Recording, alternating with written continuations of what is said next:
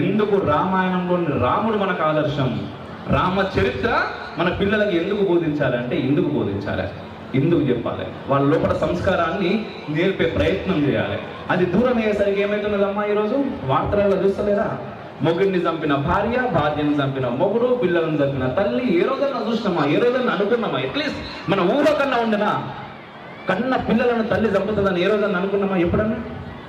ఈరోజు ఆ వార్తలు మనకు కనిపిస్తున్నాయి. ఎందుకు కనిపిస్తున్నాయి? మన మూలాలను మనం మర్చిపోతున్నాము.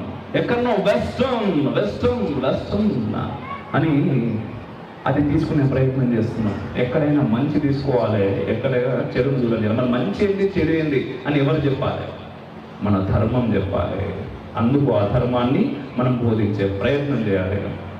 అండ్ ఈరోజు సార్ ఇంత అద్భుతమైనటువంటి ఒక పాఠశాలను పెట్టి నడిపిస్తున్నారు అంటే వెనుక నుంచి మేడం సపోర్ట్ లేకుండా ఖచ్చితంగా అయ్యే పని కాదు. నిజంగా వారికి ఒకసారి మనం గట్టిగా చప్పట్లు, చాలా గట్టిగా కొట్టచ్చు. నేను అడుక్కున్నానే కొట్టాలి మీరు లెక్క ప్రకారం, ఎందుకంటే నాకంటే ఎక్కువ మీకే అవసరం ఉంది ఇవి, అంతే కదా.